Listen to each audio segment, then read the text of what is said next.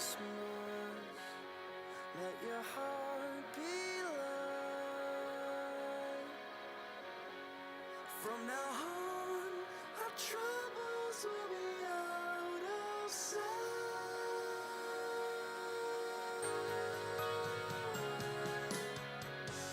Have yourself a merry little Christmas. Make the Yuletide gay.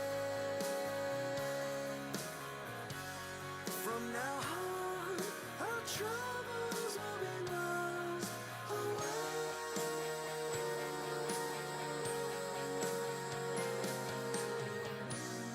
Here we are, as in olden days, happy golden days of yore.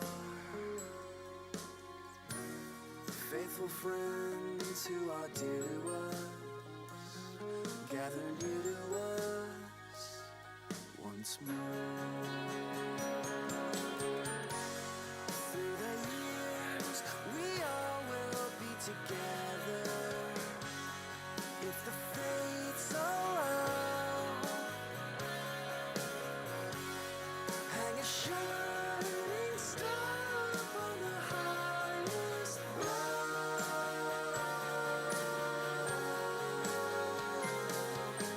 Have yourself a merry little Christmas now.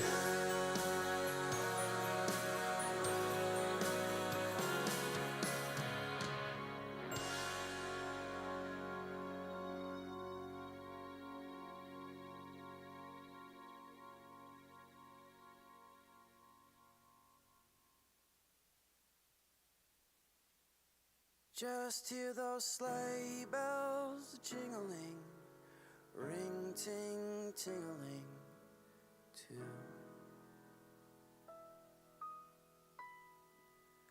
Come on, it's lovely weather for a sleigh ride together with you. Outside the snow is falling and friends are calling you. Come on, it's lovely weather for a sleigh ride.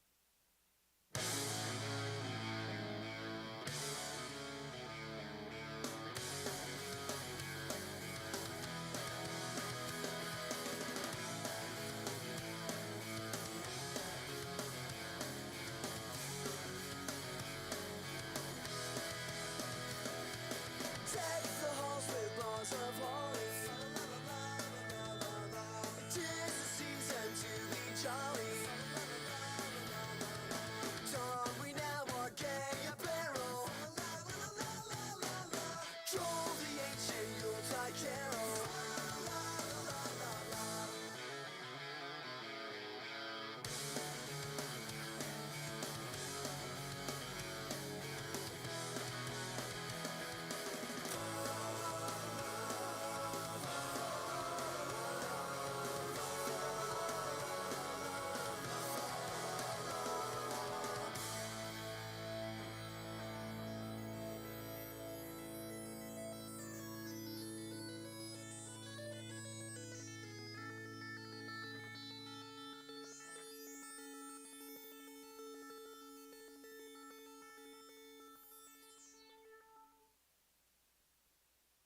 On the first day of Christmas, my true love gave to me a partridge in a pear tree. On the second day of Christmas, my true love gave to me 2 turtle doves and a partridge in a pear tree. On the third day of Christmas, my true love gave to me 3 French hens, 2 turtle doves and a partridge in a pear tree. On the fourth day of Christmas, my true love gave to me 4 calling birds, 3 French hens, 2 turtle doves and a partridge in a pear tree. On the fifth day of Christmas, my true love gave to me 5 golden rings, 4 calling birds, 3 French hens, 2 turtle doves and a partridge in a pear tree. What's a partridge and what's a pear tree? Well, I don't know, so please don't ask me.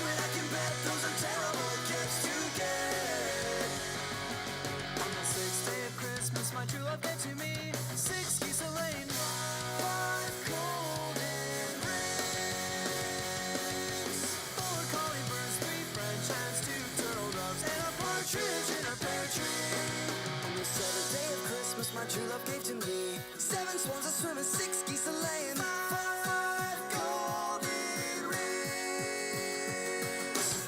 4 calling birds, 3 French hens, 2 turtle doves, and a partridge in a pear tree. On the 8th day of Christmas, my true love gave to me. 8 maids of milk and 7 swans are swimming, 6 geese are laying, 5 golden rings. 4 calling birds, 3 French hens, 2 turtle doves, and a partridge in a pear tree. On the 9th day of Christmas, my true love gave to me. 9 ladies dancing.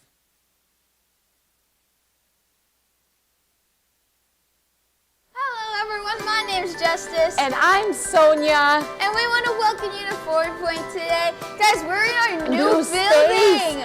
So excited to show you around a little bit. We promise we do have a new space. And here's just a first couple of glimpses at it. No gatekeeping, guys. We are actually working hard on this building. It's gonna look amazing. If you're new here to Forward Point, we say thank you so much for coming this morning. If you haven't already, please go see the welcome desk, get a special gift to see some of the welcome team. And then also, take out your phone and text the word welcome to the number 315-883-2213.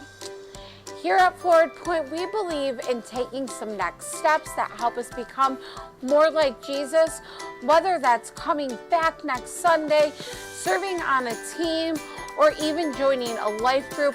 We want to be part of that story for you. So please, if you're interested, see one of our Next Step team members with the badge on, and we want to get connected with you. And then we have a few announcements about Christmas Eve is coming up. We will be doing it here, a small intimate gathering here on December 24th. It's going to be fun. We're going to have a small dedication of the building. And then we are going to go right across the street to Love Handles so that we can wrap some gifts, get some gifts going for the Christmas tree. Yes, if you remember a few years ago at Love Handles, we wrote our names and some scripture on the floor. We're going to do that same thing here Christmas Eve. We're going to sing some carols, and we do need those gifts back so we can get them wrapped, guys. If you have any further questions about that, please ask. We hope to see you on Christmas Eve, 5:30 here at the new space. And then it's because of you that we're able to be here in a new space like this, and because of your money. So there's a couple ways you can give. There's the Joy Box in the back of the theater, because giving is a joy. You can give online at forwardpoint.org, and then you can give in the Church Center app. The Church Center app is the best way to get connected and stay connected. Please sign up there if you haven't already, because you will get announcements like we sent out last week, like we sent out about Christmas Eve. And again, please get connected, the best way to stay connected with us. Thank you so much for coming this morning. Have a great rest of your day. Bye, Thanks. guys. Bye. Thank you.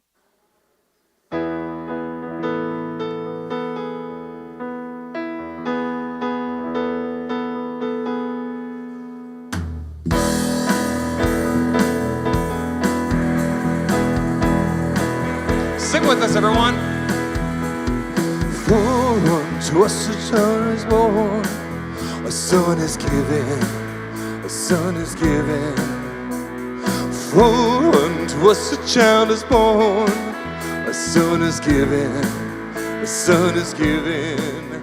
The Messiah, oh, to see him high and lifted up, shining in the light of your glory. Pour out your power and love as we sing holy, holy, holy.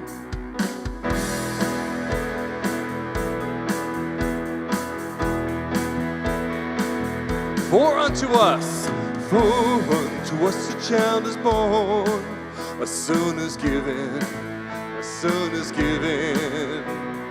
For unto us a child is born, a son is given, a son is given. The Messiah, oh, to see him high and lifted up, shining in the light of your glory. Pour out your power and love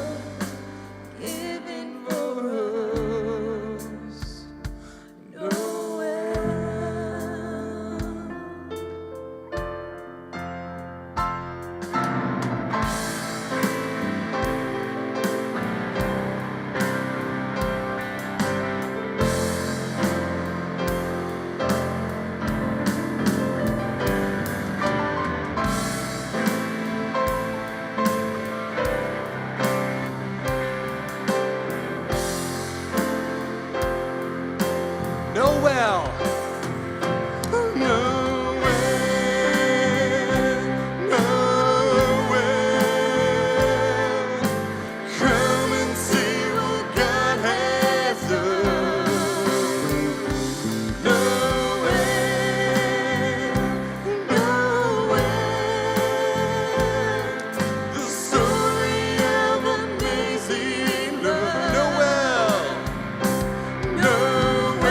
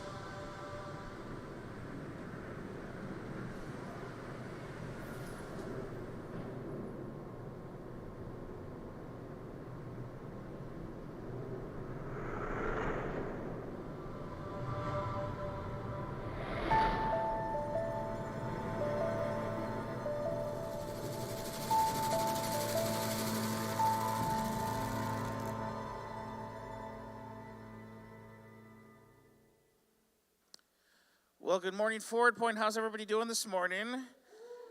Yeah, happy last Sunday before Christmas. Anybody watch that video and see all of those suitcases trying to clamber through the same little small hole and everything's falling apart? Anybody feel like that going on in their life right now?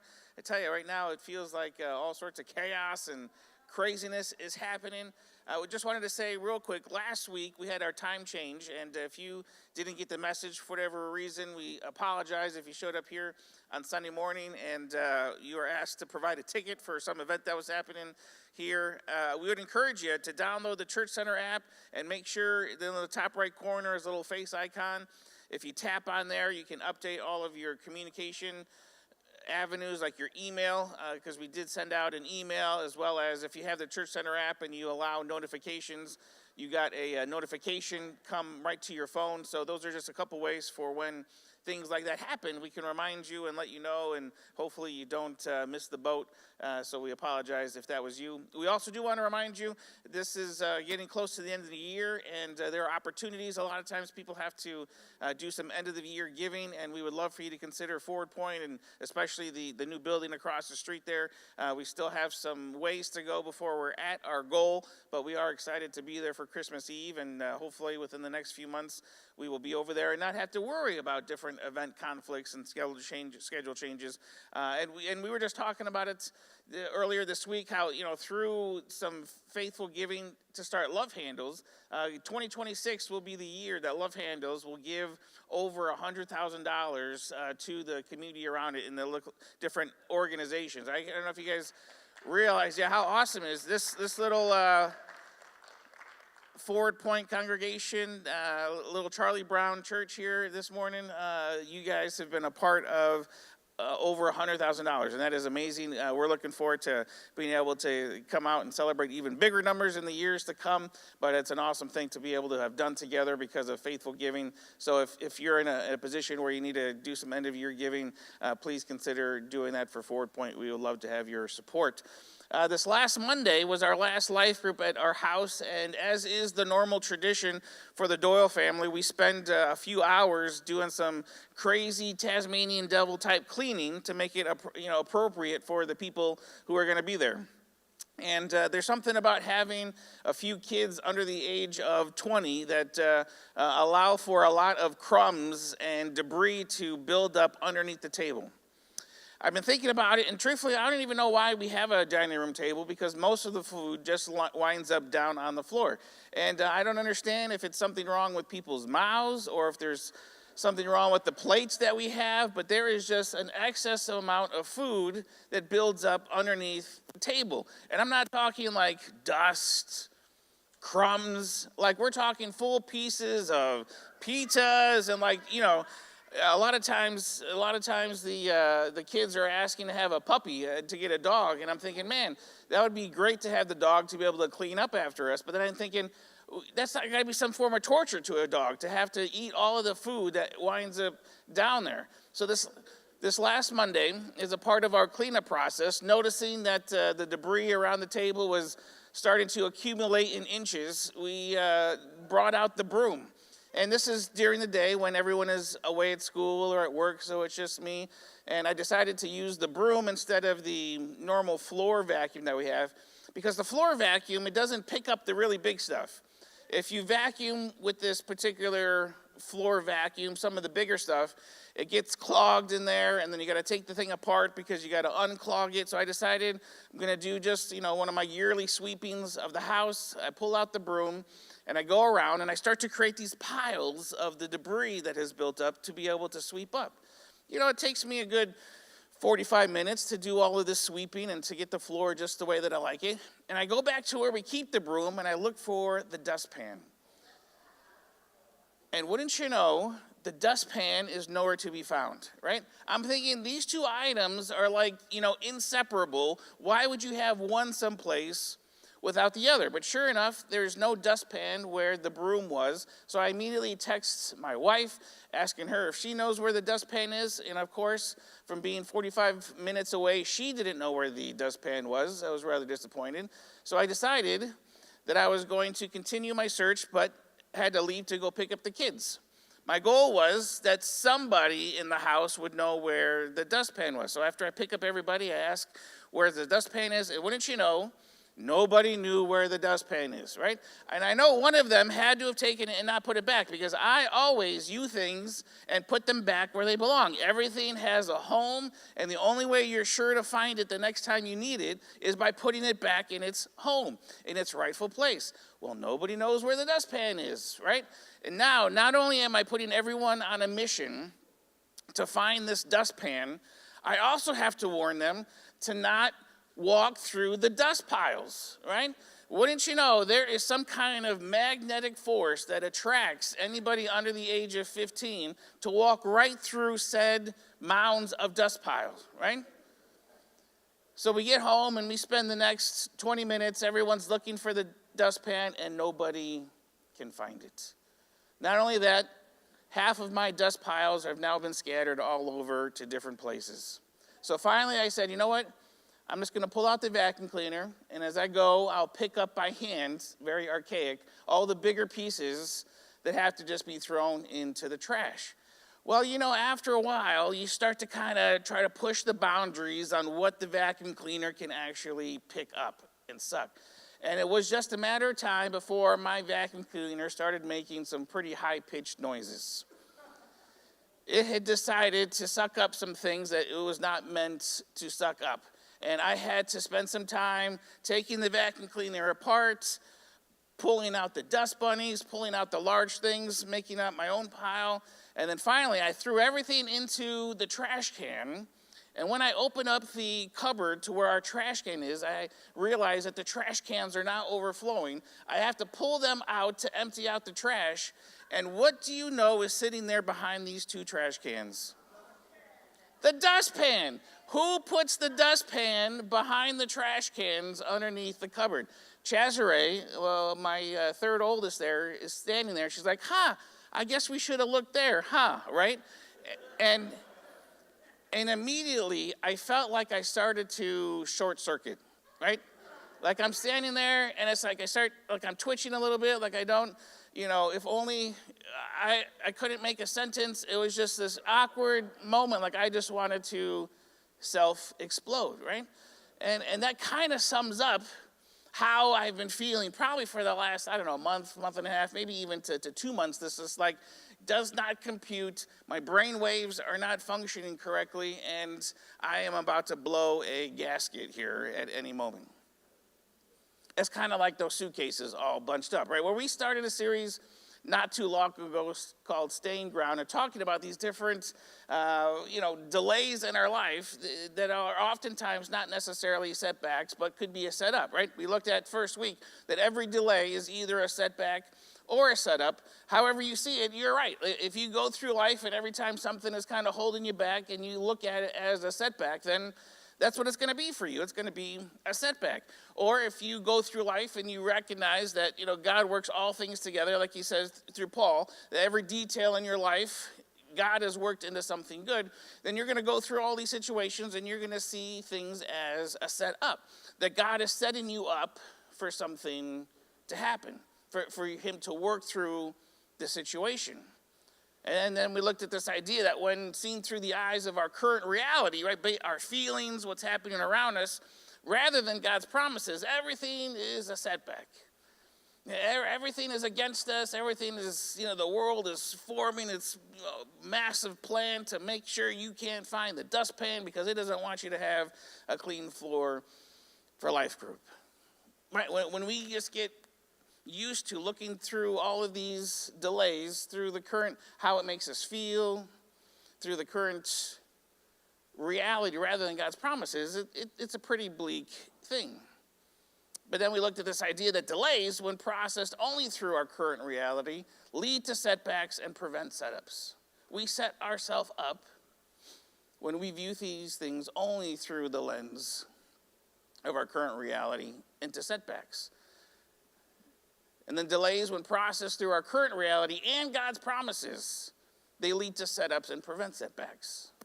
That no matter what we're going through, when viewed through God's promises to work all things together for the good of those who love him, they lead to setups and they prevent setbacks. But what happens, right? What happens when we've gone past just delays and now we're kind of in this field of derailment, right? The kind of this area of short circuitry where our brain's not working, we're fried, we're not really thinking correctly. And we get to this place in life where, we want to live based on how God wants us to live. So the week before last, we looked at this idea that we want to plan as if everything depends on you and move as if everything depends on God. That we're going to work, we're going to practice, we're going to be faithful, we're going to take charge of what we're doing, but then we're going to hold it loosely enough to let God, like he did with Paul, hey, we're changing directions, let's do this, and we're going to be ready and able to do that. But sometimes we get to a place where it just seems like things are flatlined, where it's blank space, where we're derailed. And delay, setback, setup doesn't even begin to describe how we feel it. And really, Christmas time probably brings out feelings like that more so than any other time. There's a good chance that there's somebody who used to be at the table who's not going to be at the table this holiday season. A family member, a relationship.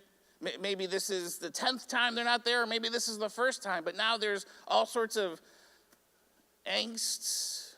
Some would call it depression, maybe burnout. There's these feelings that kind of came out of nowhere. We don't understand why we were there, but they're there.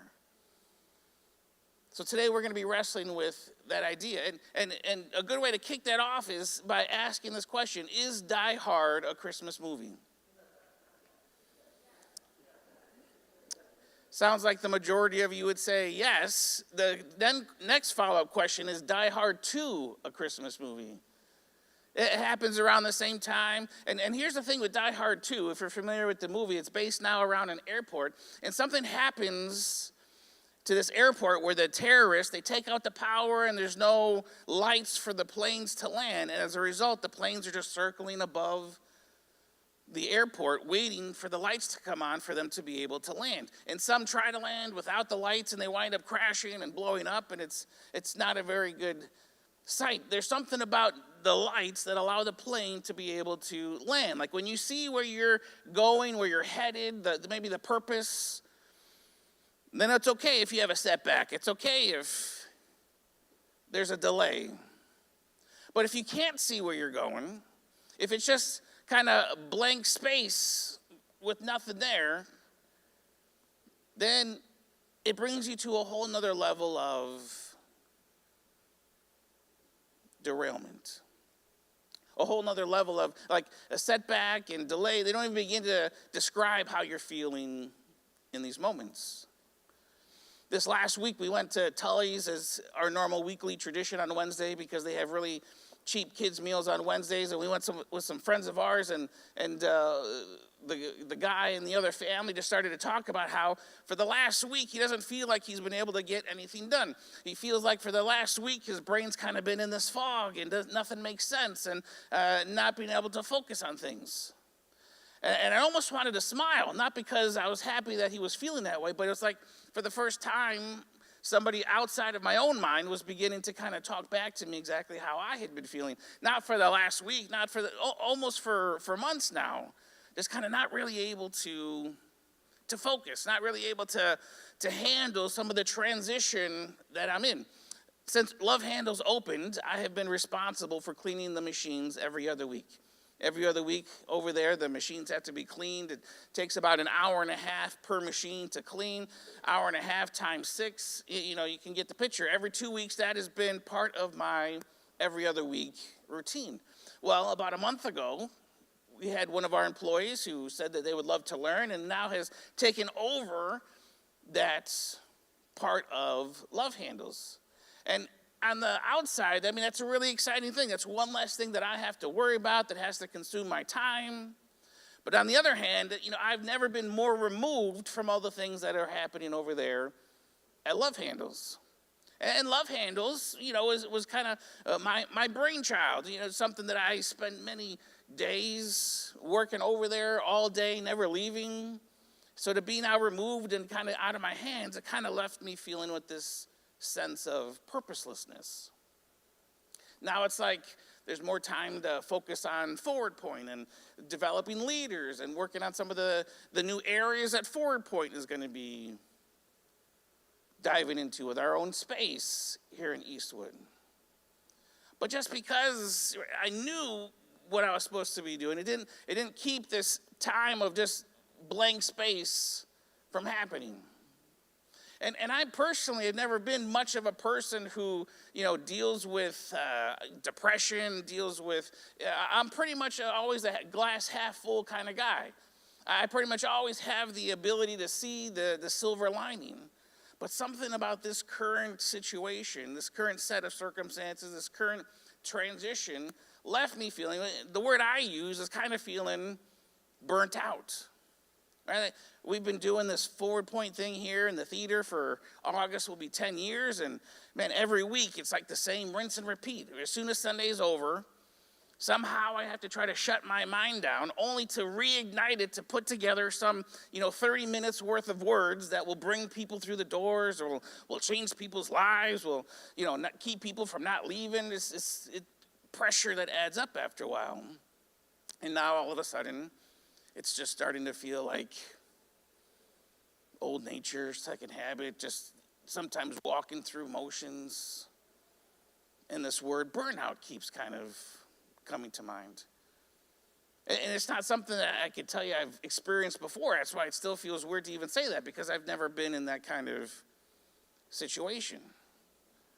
But that's what it is for me. There's a good chance for you, again, with the holiday season, that there are some things that are coming up that are leaving you in a very, you may call it depressed. You may call it anxious. Kind of this state where you can't see the lights on the landing fields.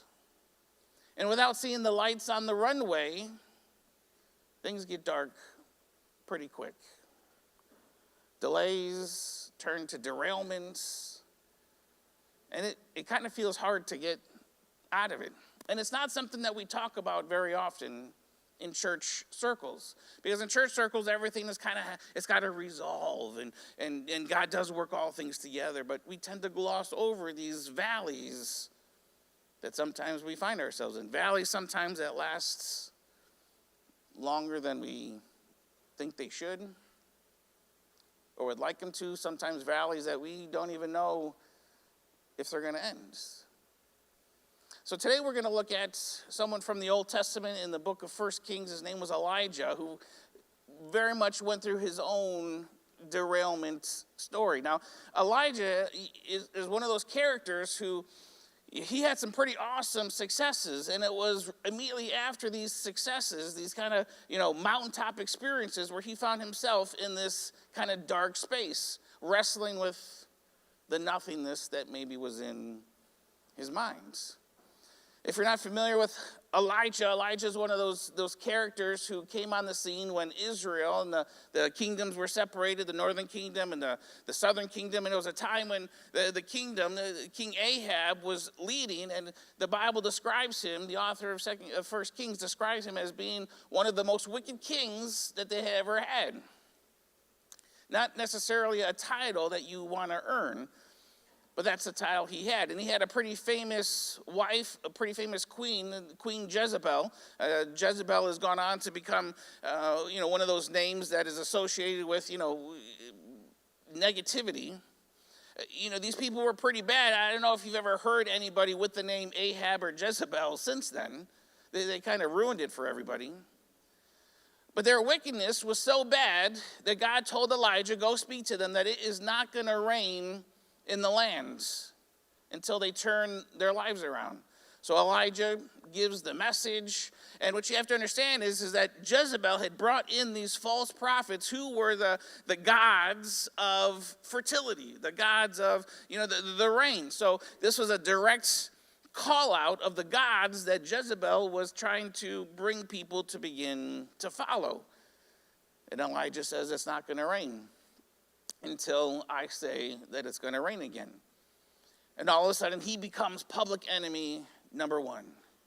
So he runs for his life and he goes out to the wilderness, and God provides for him a brook to give him water, and allows ravens to come and bring him food. Every day he's getting his bread and his drink from this little brook and these birds that are bringing him food.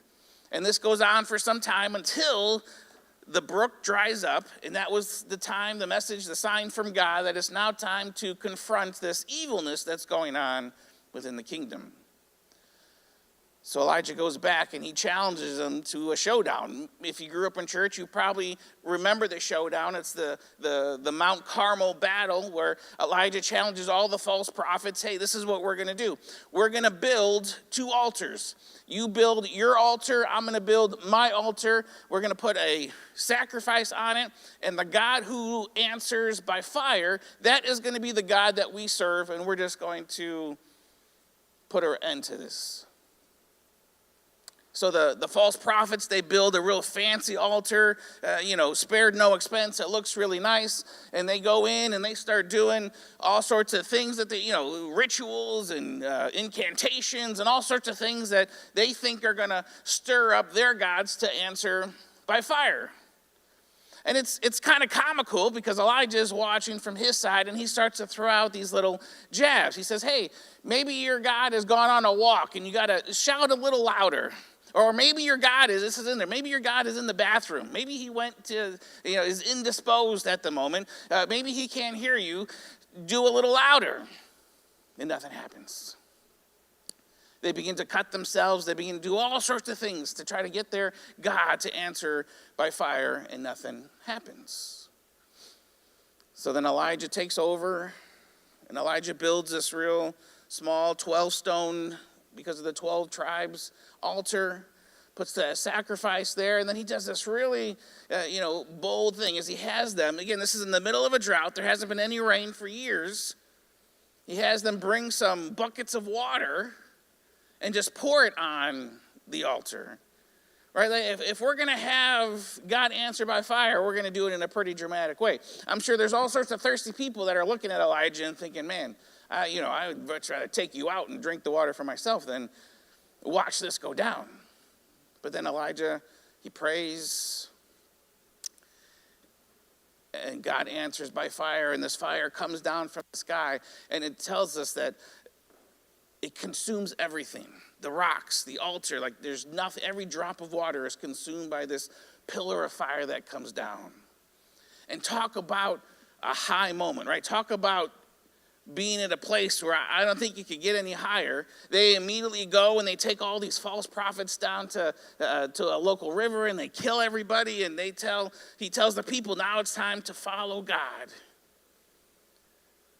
And he tells Ahab, and he says, Ahab, it's time to follow God. So Ahab goes back to Jezebel and tells Jezebel everything that happened. And Elijah is thinking, this is, got to be what turns Jezebel around. There's nothing more that could be done to prove to somebody that God is who he said he is and to change your life. But Jezebel doesn't react that way. Jezebel says, if by this time tomorrow you're not dead, then there's going to be a problem. And after Elijah had gone through this mountaintop experience, this amazing experience, things go south in Elijah's head. And that's where we'll pick up the story in 1 Kings 19. It says, Ahab reported to Jezebel everything that Elijah had done, including the massacre of the prophets.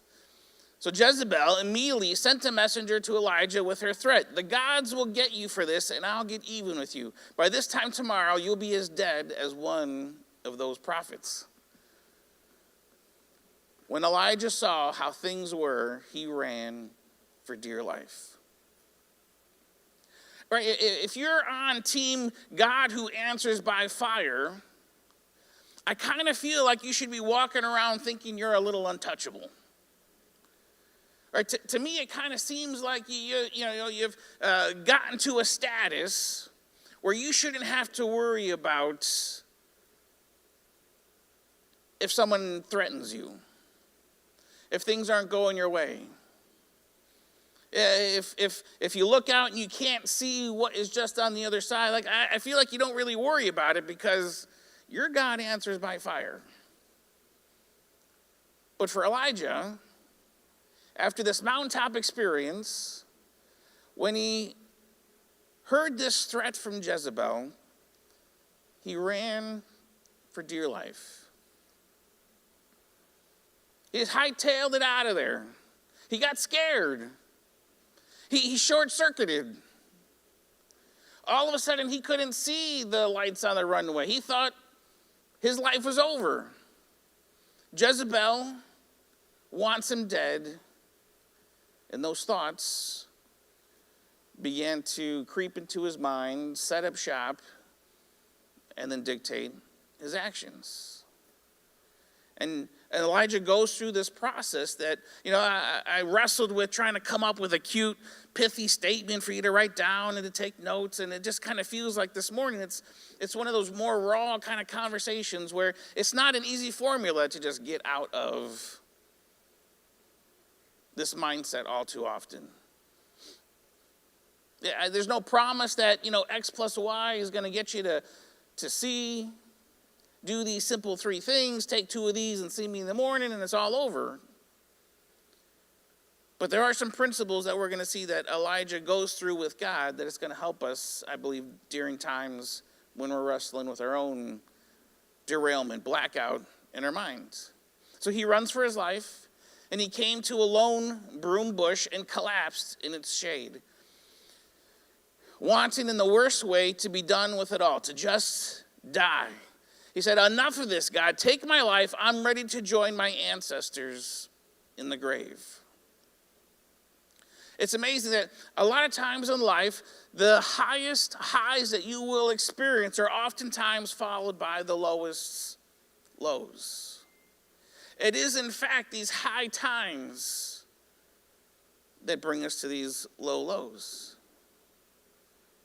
And I would be honest, and tell you that I'm not one to idealize and think about committing suicide or taking my life, but that is a real thing that a lot of people have to deal with on a regular basis. I'd be lying to you, though, if I said I never thought about, man, it'd be so much easier if it was just lights out. I don't dwell on those thoughts, but I'd be lying to you if I told you I never had those thoughts. So if me, as someone who's been walking with God for most of his life, could stand up here week after week and have those thoughts, I can only imagine the thoughts that are represented in this room.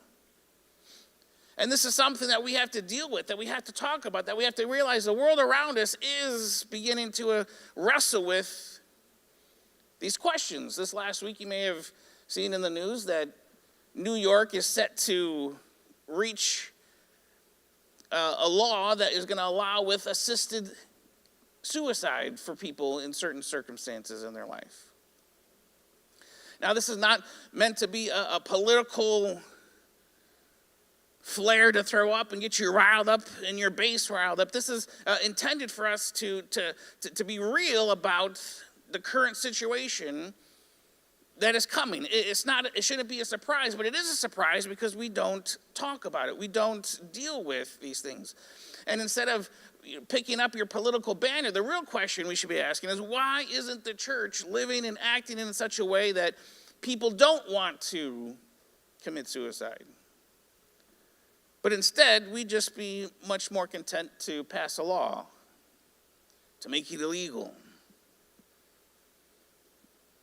Not that removes or helps people who are struggling with these thoughts or these feelings or these periods of their life. And New York's not the only state. New York will join about 12 states and the District of Columbia that already have laws that allow for things like this in people's lives. So it's not probably out of the ordinary that this morning there's some of us who line up with Elijah and say, man, it just would be a whole lot easier if it was lights out. We could get rid of everything real quickly. And there's a good chance that week after week, there's people who sit in these seats, and it may not be you dealing with those thoughts, but there's probably some people who are in close proximity to you who are dealing with those thoughts. So what do? Elijah, exhausted, he fell asleep under the lone broom bush. Sometimes the most spiritual thing you can do is take a nap? Right? Sometimes you just got to, instead of go to church, you got to go visit St. Mattress. You got to spend some time with the Great Comforter. Right? Sometimes the most spiritual thing that you can do is just take a nap. Your body is a physical organism that requires some bare necessities. And sometimes we can get so caught up with needing to do things, having to accomplish things, that we forget about what our body needs. And your body will then begin to echo the thoughts that you're feeling. You start to have these thoughts in your mind. You're not taking care of your body. Your body starts to join the case against, man, you know, it'd be so much easier if we just checked out. That's what being derailed can take you to. Being derailed is an opportunity to reset the expectations of what you need, not what you need to do. You see, forward point, we are human beings, not human doings. You may have heard that before. But we live in this time where, you know, we find our value, we find our worth based on the things that we do. And if we pass the microphone around and ask, you know, everyone would know the right answer. Yes, you know, it's about our identity, who we are in Christ. But our lives would show that we probably are more human doers than human beers. And in these moments when things go lights out and black and our mind is burnt out, depressed, it's an opportunity for us to reset the expectations of what we need, not what we need to do. And sometimes, man, we just need a nap. Sometimes we just need to sleep. It's bare essentials. And if God can't love you when you are your most unproductive, then there's not going to be any amount of doing, any amount of productiveness you can accomplish that will ever earn God's love. But thankfully, that's not what it is based on. God loving you, loving me is not based on what you're able to accomplish, not based on how much money you're able to raise, not based on how far up the ladder you're able to climb. It's just because of who you are. Because when he looks at you and he sees himself, his child. And oftentimes, these moments are opportunities for us to reset. Suddenly, an angel shook him awake and said. So Elijah's in this deep sleep, he's resting, and the angel shakes him up. And what do you think he says? And I want you to think about it for a moment, because what begins to come into your mind when you think about what this angel is going to say really says a lot about your faith.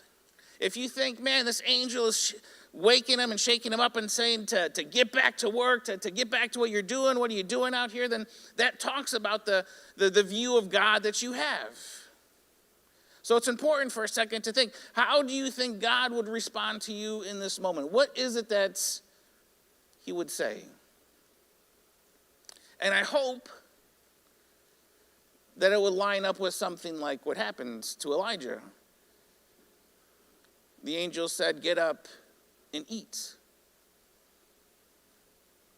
First, Elijah just needs to sleep. And then God sends an angel to him, not to rebuke him, not to accost him, not to point the finger at him, not to shame him. But the angel comes and reminds him, hey, you're a physical being. You need to eat.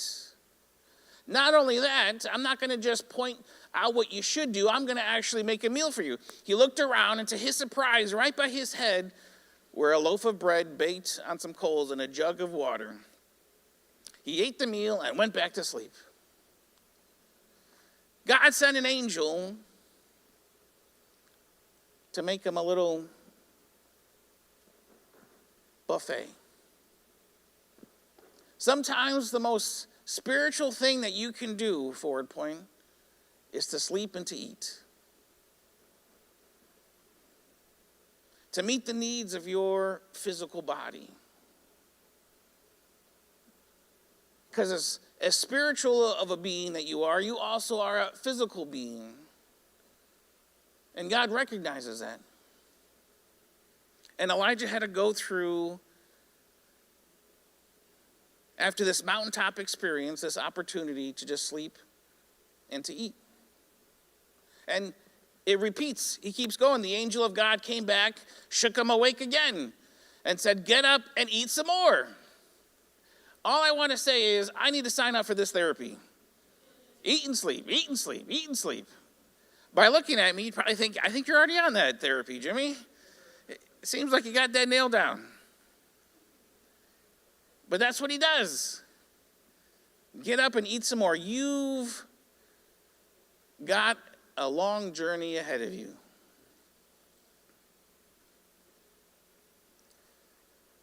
What's going on in your mind, Elijah? There's some work that we got to do to get out of this. There's a long process. It's not a quick sprint. This is an endurance. To get back to where you're in a healthy place and your value is found as a human being and not a human doing, well, we've got a journey ahead of us. But in that process, we need to remember it's okay to sleep and to eat. It's vital, in fact, to take care of our physical needs. We got to eat and sleep, and we're going to go through this process pretty regularly.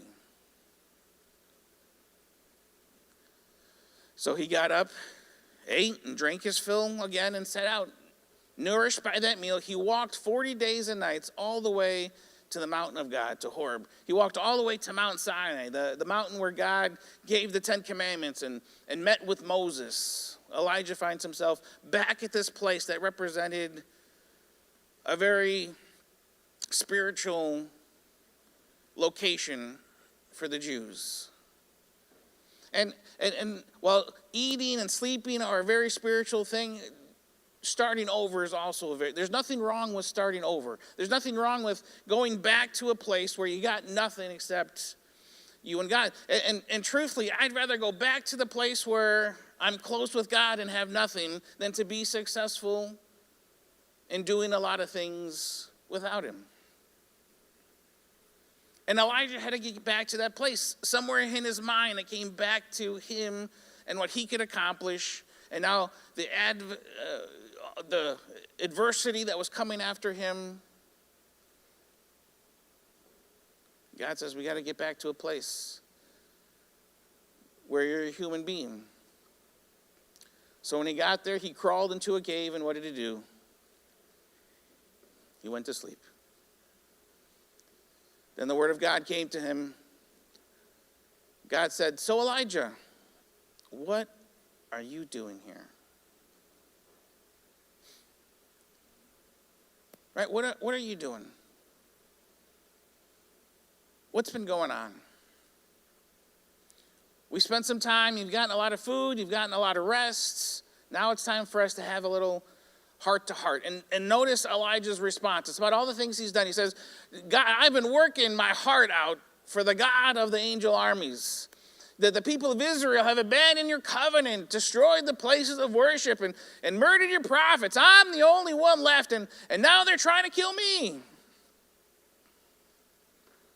Look at all the things that I've done. I'm such a good human being, such a good human doer. Doesn't it make sense with all that I've gone through that I would be at this place? And God takes Elijah through this process, and he says, Elijah, I'm going to reveal myself to you. Here's what I want you to do. I want you to go into this cave, and when he went into the cave, there was a great wind and a storm that happened, rattled everything. And then a great fire came and consumed all sorts of things. And then a great earthquake happened, and pieces of the mountain actually began to move. And then there was a small whisper. And after all these things, God asks Elijah, Elijah, where was I in all those? God said, I wasn't in the fire, I wasn't in the storm, I wasn't in the earthquake. I was in the small voice, the small whisper, the small wind. And somehow you got to this place, Elijah, where you thought, man, God's only there if there's a big earthquake, there's a big fire, and you lost sight that it's really in the small whispers, the small, still voice where we started our relationship. That was the core, that was the foundation, and now somehow you've got caught up in putting on these grand shows, these big things that, sure, a lot of people came to know you as a result, but what did it do to you? It turned you into a human doer. It brought you to this place where you wish you'd rather be dead. And at that cost, it's not worth it, Elijah. So we got some work to do. There's a journey that we got to begin, and it's one that's going to involve a lot of sleeping and a lot of eating.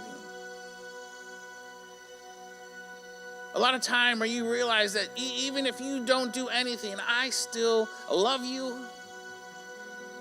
That our relationship comes first, not what you can accomplish for me, but just simply what we have together.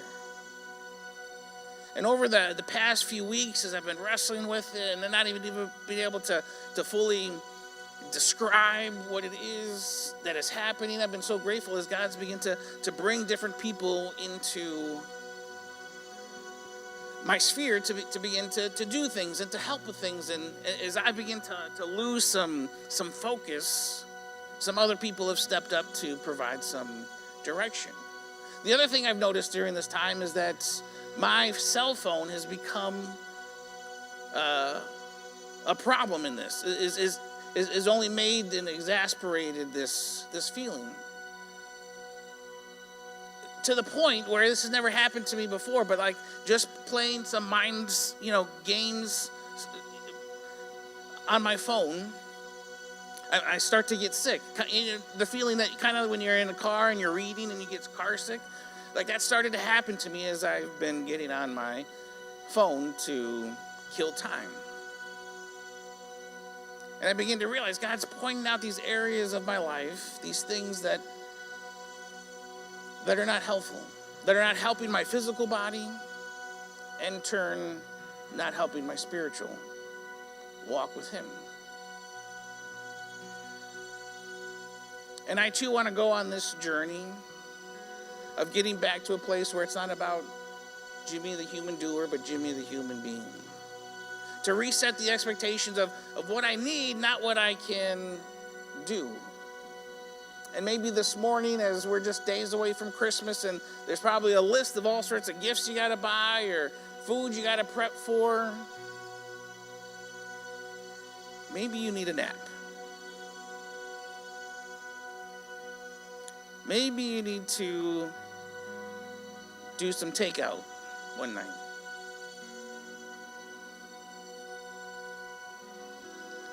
And realize that even if you don't accomplish all the things in your grandiose plan that you had, that God still loves you. In fact, God wants that version of you more than whatever you can do for Him if it comes at a cost of that relationship. And for Elijah, after this, he had a few things left to do. He had to anoint the next prophet, anoint the next king. And Elijah is one of only a couple guys who all throughout the Bible never died. The story goes on how another pillar of fire just came down, cloud, and took Elijah up, and Elijah was not present on earth anymore. Right? That kind of relationship with God is way more important than whatever it is you think you can do for Him. And man, I would love to be that close to God where God's like, you know, we're going to bypass the whole funeral thing and we're just going to one-way ticket you up here to heaven.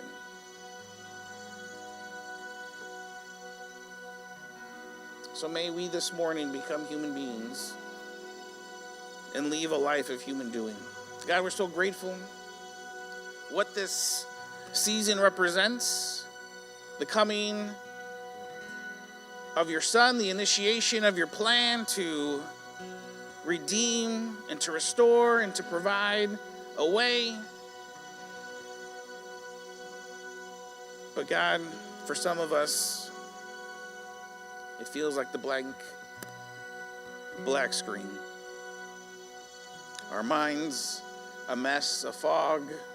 We're depressed, we're burnt out. Some of us think it would just be easier if we could just check out altogether. So God, this morning we come before you, wanting to lay down all of the human doing things that we've accomplished up to this point.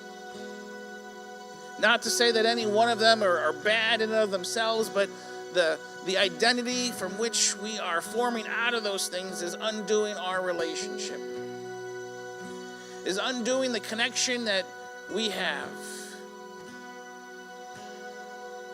So God, we want to go back to where it all started. We want to go back to that time, to that moment, to that thinking, that thought process, that feeling that we had when we realized, man, all we need is you. So would you help us today and tomorrow and this week to be mindful of those physical things that we need? Maybe it is to set the alarm a little bit later. Not the snooze button, because a snooze button is the devil.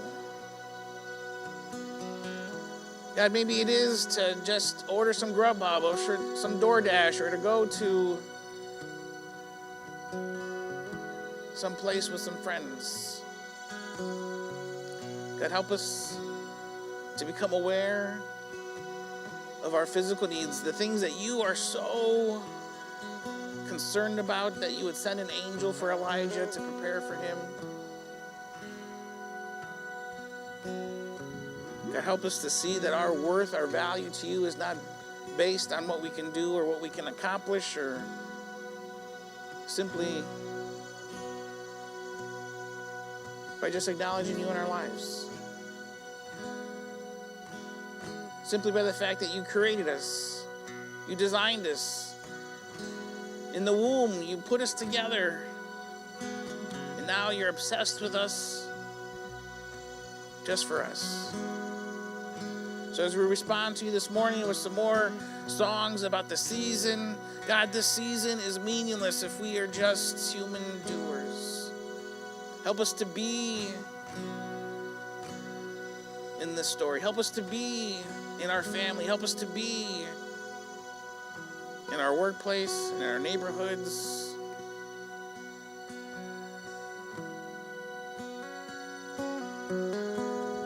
To know that you are setting us up, working all things together. We love you.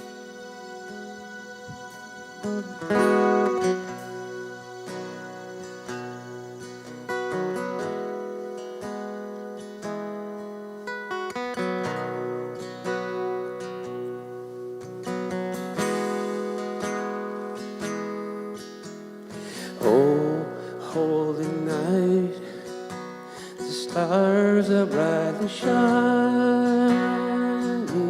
It is the night of our dear Savior's birth. Long lay the world in sin and error pining, till he appeared and the soul felt its worth. A thrill of hope, the weary world rejoices, for yonder breaks a new and glorious morn. Oh,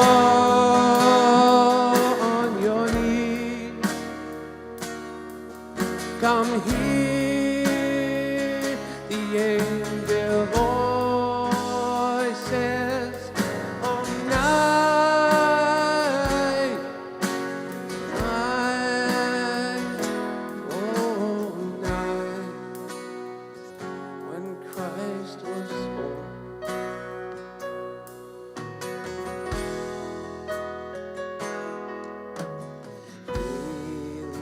He taught us to love one another.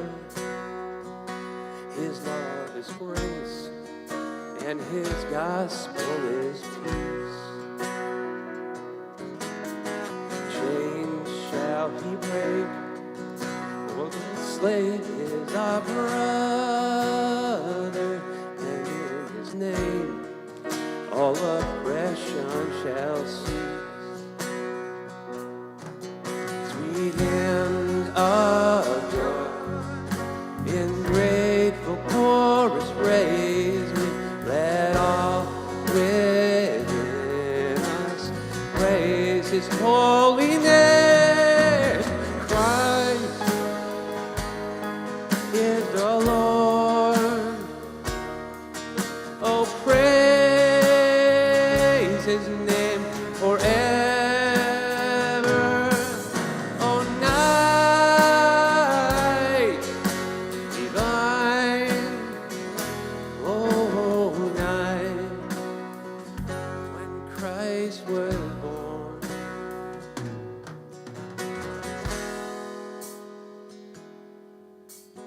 With humble hearts we bow in adoration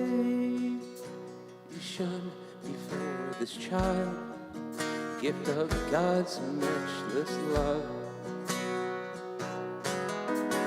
Sent from on high to purchase our salvation, that we might dwell with Him ever above. What grace untold to leave the bliss of glory poured out for sinners guilty and forlorn. Fall on your knees, repeat the wondrous story. Oh, night divine. Oh, night when Christ was born. Oh, night divine.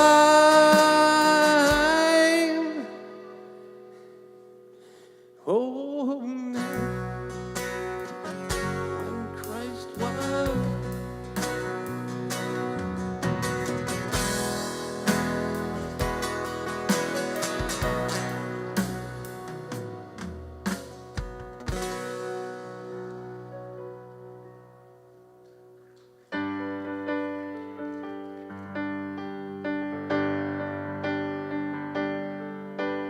Hark the herald angels sing, glory to the newborn King.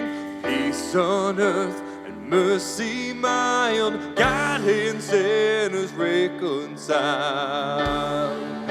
Joyful, joyful, all ye nations rise, join the triumph of the skies, with angelic hosts proclaim, Christ is born in Bethlehem. Hark the herald angels sing, glory to the newborn King. And hail the heaven-born Prince of Peace, hail the Son of Righteousness, light and life to all He brings, risen with healing in His wings. Mild He lays His glories by